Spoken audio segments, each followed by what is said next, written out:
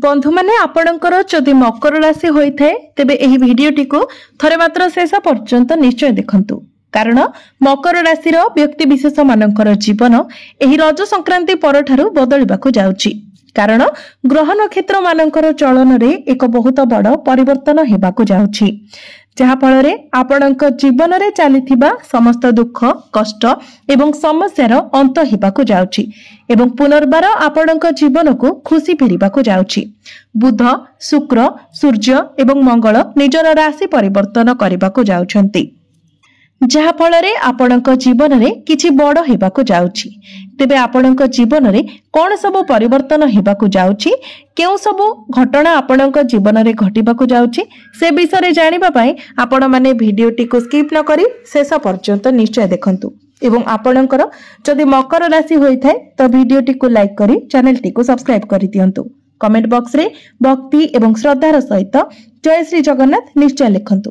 तेबे बंधु माने पूर्वरु आपणकर स्वास्थ्य खराब रहुथिला धनजनित समस्या देखा देउथिला आपण ऋण नैथिले किंतु ऋण सुझिबाको आपण सक्षम होई पारु नथिले आपणकर गृह परिवार रे खुशीर वातावरण नथिला आपणकर शिक्षा क्षेत्र रे समस्या देखा देउथिला आपणकर अननेसेसरी खर्च हेउथिला समाज रे आपणकर मान सम्मान पद प्रतिष्ठा नथिला आपणको चाकरी प्राप्ति होई पारु नथिला संतान संतति पाई आपण चिंतित रहुथिले आपणकर व्यापार वाणिज्य रे मध्य लॉस हेउथिला प्रेम जीवन रे समस्या देखा देउथिला तेबे एभली जहा भी किछि समस्या आपणक जीवन रे चालुथिला ताहा ए रज संक्रांति परठारु दूर हेबाकु जाउछि आपणक जीवन रे पुणी थरे खुशी फेरिबाकु जाउछि आपणक जीवन रे पुनर्बार नूतन सूर्योदय हेबाकु जाउछि। तेबे राशि चक्रर 12 गोटी राशि मध्यरु दशम राशि हेउछि मकर राशि एवं मकर राशि राष्ट्राधिपति हेउछंती शनि।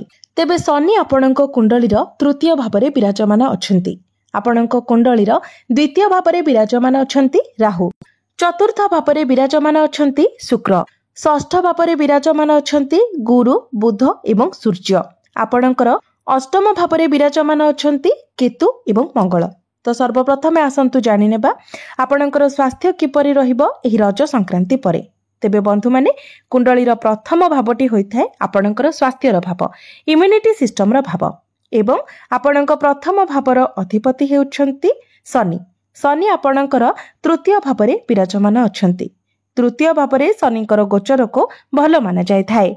तो बंधु माने ग्रह मानकर स्थिति आपणकर स्वास्थ्य पाई बहुत भल रहुछि तो निश्चित भावरे एही रज संक्रांति परे आपणकर स्वास्थ्य बहुत भल रहिबो आपणकर इम्यूनिटी सिस्टम मध्ये स्ट्रांग हेबो। तेबे एहा पूर्वरु जेतेबेले शनि आपणकर द्वितीय भावरे थिले तो आपणकर बहुत समय रे स्वास्थ्यगत समस्या देखा जाउथिला मात्र ताहा वर्तमान समाधान होइजिबो आपण निजर स्वास्थ्य रे सुधार देखिबाको पाइबे आपण निजको स्वास्थ्यवान अनुभव करिवे। एबे आसंतु जानिबा आपणकर शिक्षा क्षेत्र किपरि रहिबो एही रज संक्रांति परे विद्यार्थी मानक पई किपरि रहिबो रज संक्रांति परर समय। तेबे बंधु माने कुंडलीर पंचम भावटी होइथाय आपणकर शिक्षार भाव आपणक पंचम भावर अधिपति हेउछंती शुक्र शुक्र आपणकर चतुर्थ भावरे विराजमान अछंती। तेबे जून मास शेष आड़कू शुक्र पंचम भाव को प्रवेश करिवे तो निश्चित भावरे शुक्रंकर स्थिति जेहेतु बहुत भल रहुछि तो आपणकर पाठ पढ़ार स्थिति मध्य बहुत भल रहिबो। तेणु जदि आपणकर कोनोसी एग्जाम रहिछि आपण किछि कॉम्पिटिटिव एग्जाम देइछंती किंबा किछि एडमिशन करिबा पई चाहुछंती फॉर्म फिलअप करिबा पई चाहुछंती तो निश्चित भावरे समय आपणको साथ देबो ए सब क्षेत्र रे आपणको सफलता मिलिबो पाठ पढ़ारे आपणकर एकाग्रता बढ़िबो पाठ पढ़ारे आपणकर मन लागिबो एवं शिक्षा क्षेत्र रे आपणको सफलता मध्य मिलिबो। एबे आसंतु जानिबा आपणकर प्रेम जीवन किपरि रहिबो एही रज संक्रांति परे। तो बंधु माने कुंडलीर पंचम भावटी आपणकर शिक्षार भाव हेबा सहित पंचम भावटी मध्य होइथाय आपणक प्रेम जीवनर भाव। तो आपणक पंचम भावर अधिपति हेउछंती शुक्र शुक्र आपणकर चतुर्थ भावरे गोचर करूछंती एवं खूब शीघ्र आपणकर पंचम भावरे चलन करिवे एवं आपणकर प्रथम भावर अधिपति शनि आपणकर तृतीय भावरे विराजमान अछंती।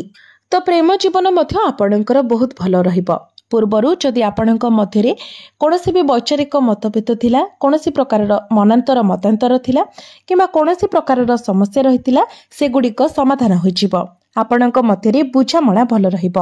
ଆପଣ ପରସ୍ପରକୁ ଭଲ ଭାବରେ ବୁଝିପାରିବେ। ଆପଣ 2 ଜଣ ମିଶି କିଛି ବଡ଼ ପ୍ଲାନିଂ କରିପାରନ୍ତି। କେଉଁଆଡ଼େ ବୁଲାବୁଲି କରିବାକୁ ଯାଇପାରନ୍ତି। ଆପଣଙ୍କ ମଧ୍ୟରେ କନେକ୍ସନ ଷ୍ଟ୍ରଙ୍ଗ ହେବ। ତ ନିହାତି ଭାବରେ ରଜ ସଂକ୍ରାନ୍ତି ପରେ ଆପଣଙ୍କର ପ୍ରେମ ଜୀବନ ବହୁତ ଭଲ ରହିବ। ଏବେ ଆସନ୍ତୁ ଜାଣିବା ଆପଣଙ୍କର ବୈବାହିକ ଜୀବନ କିପରି ରହିବ ଏହି ରଜ ସଂକ୍ରାନ୍ତି ପରେ। ତେବେ ବନ୍ଧୁମାନେ, କୁଣ୍ଡଳୀର ସପ୍ତମ ଭାବଟି ହୋଇଥାଏ ଆପଣଙ୍କ ବୈବାହିକ ଜୀବନର ଭାବ।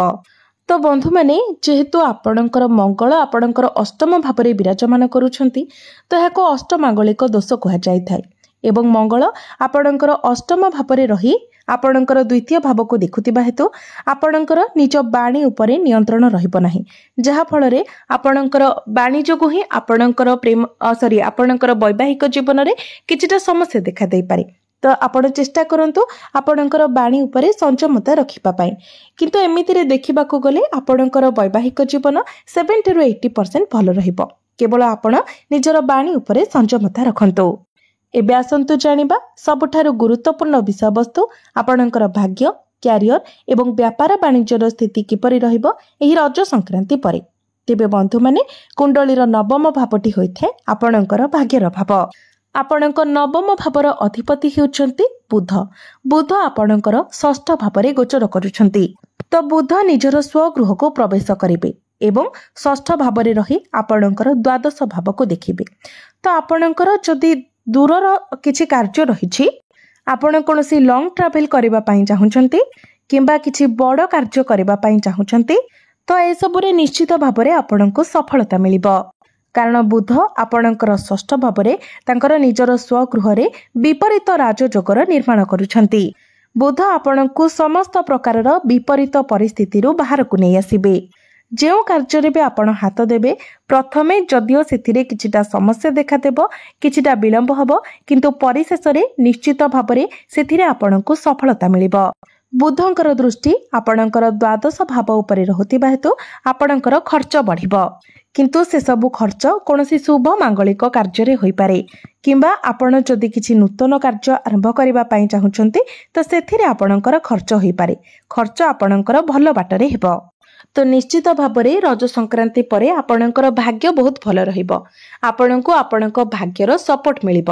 ତେଣୁ ଭାଗ୍ୟ ସମ୍ବନ୍ଧିତ ଆପଣ ଯଦି କୌଣସି କାର୍ଯ୍ୟ କରୁଛନ୍ତି, ଯେମିତିକି ଯଦି ଆପଣ କିଛି ବଡ଼ କାର୍ଯ୍ୟର ଆରମ୍ଭ କରିବାକୁ ଚାହୁଁଛନ୍ତି, କିଛି ବଡ଼ ଡିସିସନ୍ ନେବା ପାଇଁ ଚାହୁଁଛନ୍ତି, ଆପଣଙ୍କର କୌଣସି ମିଟିଂ କିମ୍ବା ଡିଲ୍ ରହିଛି, କୌଣସି ବଡ଼ ଜିନିଷ ଆପଣ କିଣାକିଣି କରିବାକୁ ଚାହୁଁଛନ୍ତି, ସେୟାର ମାର୍କେଟ, ଷ୍ଟକ୍ ମାର୍କେଟରେ ଆପଣ କିଛି ଇନଭେଷ୍ଟମେଣ୍ଟ କରିବା ପାଇଁ ଚାହୁଁଛନ୍ତି, ଟ୍ରେଡିଂରେ କାମ କରୁଛନ୍ତି, ତ ଏସବୁ କ୍ଷେତ୍ରରେ ନିଶ୍ଚିତ ଭାବରେ ଆପଣଙ୍କୁ ସଫଳତା ମିଳିବ। ଏବେ ଆସନ୍ତୁ ଜାଣିବା ଆପଣଙ୍କର କ୍ୟାରିୟର କିପରି ରହିବ ଏହି ରଜ ସଂକ୍ରାନ୍ତି ପରେ। ତେବେ ବନ୍ଧୁମାନେ, କୁଣ୍ଡଳୀର ଦଶମ ଭାବଟି ହୋଇଥାଏ ଆପଣଙ୍କର କ୍ୟାରିୟର ଭାବ, କାର୍ଯ୍ୟକ୍ଷେତ୍ରର ଭାବ। ଆପଣଙ୍କ ଦଶମ ଭାବର ଅଧିପତି ହେଉଛନ୍ତି ଶୁକ୍ର। ଶୁକ୍ର ଆପଣଙ୍କର ଚତୁର୍ଥ ଭାବରେ ଅଛନ୍ତି। ଚତୁର୍ଥ ଭାବରେ ରହି ଶୁକ୍ର ଆପଣଙ୍କର ଦଶମ ଭାବକୁ ଦେଖୁଛନ୍ତି। ଏହାପରେ ଶୁକ୍ର ଆପଣଙ୍କର ପଞ୍ଚମ ଭାବକୁ ଚଳନ କରିବେ। ତେବେ ବନ୍ଧୁମାନେ, ଆପଣମାନଙ୍କ ପାଇଁ ସବୁଠାରୁ ବଡ଼ କଥା ହେଉଛି ଯେ ଆପଣଙ୍କ ରାଶିରେ ବର୍ତ୍ତମାନ ଶନି 7.5 ସମ୍ପୂର୍ଣ୍ଣ ଭାବରେ ସମାପ୍ତ ହୋଇସାରିଛି। ଏହା ବ୍ୟତୀତ ଶୁକ୍ର ଆପଣଙ୍କର କେନ୍ଦ୍ରରେ ବିରାଜମାନ ଅଛନ୍ତି। ତୃତୀୟରେ ବୁଧ ଆପଣଙ୍କର ଷଷ୍ଠ ଭାବରେ ବିପରୀତ ରାଜଯୋଗର ନିର୍ମାଣ କରିବେ ଏବଂ ଆପଣଙ୍କର ଦ୍ୱାଦଶ ଭାବକୁ ଦେଖିବେ। ତ ନିଶ୍ଚିତ ଭାବରେ ଯେହେତୁ ସମସ୍ତ ଗ୍ରହମାନଙ୍କର ସ୍ଥିତି ବହୁତ ଭଲ ରହୁଛି, ତ କାର୍ଯ୍ୟକ୍ଷେତ୍ରରେ ଆପଣ ବହୁତ ସୁରୁଖୁରୁରେ ନିଜର କାର୍ଯ୍ୟଗୁଡ଼ିକୁ କରିବେ। ଆପଣ ନିଜ ହିସାବରେ କାମ କରିବେ। ବହୁତ ଭଲ ଭାବରେ ମଧ୍ୟ କାର୍ଯ୍ୟଗୁଡ଼ିକୁ ଆପଣ କରିବେ। ପ୍ରଥମେ ଆପଣଙ୍କର ଯେଉଁ ଶନି 7.5 ଚାଲିଥିଲା, ଆପଣଙ୍କ ଉପରେ କାର୍ଯ୍ୟଭାର ଅଧିକ ଥିଲା, ରେସ୍ପନ୍ସିବିଲିଟି ଅଧିକ ଥିଲା, ପ୍ରେସର ଅଧିକ ଥିଲା। ବର୍ତ୍ତମାନ ସେସବୁ ଧୀରେ ଧୀରେ କମ୍ ହୋଇଯିବ। ଆପଣଙ୍କର କାର୍ଯ୍ୟକ୍ଷେତ୍ରରେ ଏକ ସକାରାତ୍ମକ ପରିବର୍ତ୍ତନ ହେବ, ଯାହା ଆପଣଙ୍କୁ ଭଲ ଲାଗିବ। ଯଦି ପୂର୍ବରୁ ଆପଣଙ୍କର କାର୍ଯ୍ୟକ୍ଷେତ୍ରରେ ଆପଣଙ୍କ ବିରୁଦ୍ଧରେ କିଛି ପଲିଟିକ୍ସ ଚାଲୁଥିଲା, ତ ବର୍ତ୍ତମାନ ସେସବୁ ମଧ୍ୟ ବନ୍ଦ ହୋଇଯିବ। ସମସ୍ତେ ଆପଣଙ୍କର ପ୍ରଶଂସା କରିବାକୁ ଲାଗିବେ। କାରଣ ବୁଧ ମଧ୍ୟ ଆପଣଙ୍କର ଷଷ୍ଠ ଭାବରେ ବିପରୀତ ରାଜଯୋଗର ନିର୍ମାଣ କରିବେ। ରୋଗ, ଋଣ, ଶତ୍ରୁରୁ ଆପଣଙ୍କୁ ମୁକ୍ତି ମିଳିବ। ଏହା ବ୍ୟତୀତ ଯଦି ଆପଣ କୌଣସି କମ୍ପିଟିସନରେ ପାର୍ଟିସିପେଟ୍ କରିବାକୁ ଚାହୁଁଛନ୍ତି, ତ ନିଶ୍ଚିତ ଭାବରେ କରନ୍ତୁ, କାରଣ ସେଥିରେ ମଧ୍ୟ ଆପଣ ବିଜୟ ଲାଭ କରିବେ। ତ କ୍ୟାରିୟରକୁ ନେଇକି ଆପଣଙ୍କ ପାଇଁ 90% ଭଲ ରହୁଛି। किंतु मंगलंकर दृष्टि जेहेतु द्वितीय भाव उपरे रहुछि तेणु आपण निजर क्रोध उपरे एग्रेशन उपरे नियंत्रण रखंतु। स्ट्रेट फॉरवर्ड होई काहाको किछि कुहंतु नाही किंबा तरबरिया होई काहाको किछि सीधा सड़क कुहंतु नाही। बिजनेस कथा जदि कहिबा तो बिजनेस को नेकी रज संक्रांति परे आपणक पई समय 100% भल रहिबो, कारण बुधंकर स्थिति बहुत भल रहुछि, शुक्रंकर स्थिति मध्य बहुत भल रहुछि, शनिकर स्थिति मध्य बहुत भल रहुछि। तो बिजनेस रे आपणकर ग्रोथ हेबो, आपणकर डेली इनकम बढ़िबो, फाइनेंशियल ग्रोथ हेबो। आपण जदि आपणकर बिजनेस को आग को बढ़ांती तो सेथिरे मध्य आपणको लाभ मिलिबो। तो निश्चित भाव में आपण आपणकर बिजनेस को आग को बढ़ाइबा पई चेष्टा करंतु, सेथिरे आपण सफल हेबे। एबे आसंतु जानिबा किछि उपाय विषय जे उपाय गुड़िक करिबा द्वारा आपणको अधिक मात्रा रे शुभ फल प्राप्ति हेबो एवं जहा किछिटा अशुभत्व रहुछि सेगुड़िक मध्य खंडन होइजिबो। तो बंधु माने जेहेतु आपणकर राशि स्वामी शनि अटंती तेणु प्रत्येक दिन आपण शनिकर बीज मंत्र 108 थर जप करंतु। प्रत्येक दिन शुक्रंकर बीज मंत्र मध्य 108 थर जप करंतु।